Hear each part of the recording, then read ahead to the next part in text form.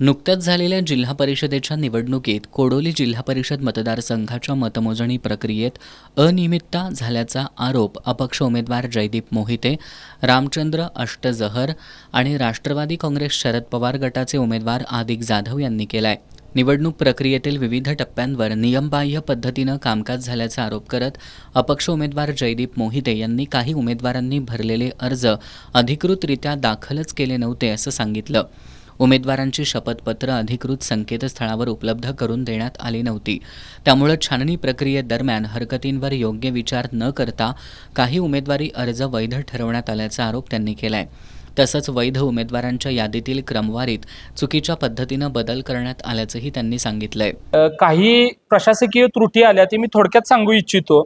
पहिला अप्रमाणित अर्ज, दुसरा इपिक क्रमांकची नोंदणी, तिसरा मतदानातील आकडेवारी व नोंदवहीतील आकडेवारी यांच्यातील तफावत, दुहेरी मतदानाचा प्रकार कसा रोखायचा आणि स्ट्रॉंग रूम मधील वीज पुरवठा खंडित का केला गेला आणि कमिशनिंग पासून ते मतदानापर्यंत 11% मशीन्स का फेल गेले आणि एकाच बॅलेटवरती तुम्ही दोन्ही निवडणुका ज्या घेतल्या जिल्हा परिषद आणि पंचायत समितीच्या आणि त्याच्यामध्ये सुद्धा रंगसंगती आणि विसंगती करून पर्टिक्युलर पार्टीला जर प्रमोट करत असाल तर असं करण्याच्या ऐवजी आमची स्पष्ट मागणी आहे की तुम्ही ह्या निवडणुका साध्या पेपरवरती घेऊन करण्यात याव्या। आदर्श आचारसंहितेच्या उल्लंघनाच्या तक्रारींवर कोणतीही कारवाई करण्यात आली नाही।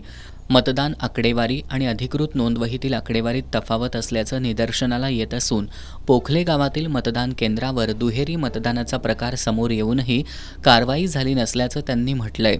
मतमोजणी दरम्यान 2 वेळा वीजपुरवठा खंडित झाल्यानं मतमोजणी प्रक्रियेवर संशय व्यक्त करत या उमेदवारांनी या सर्व बाबी केवळ तांत्रिक त्रुटी नसून निवडणुकीतील पारदर्शकता, निष्पक्षपातीपणा आणि विश्वासार्हतेवर प्रश्नचिन्ह निर्माण करणारा असल्याचं सांगितलंय।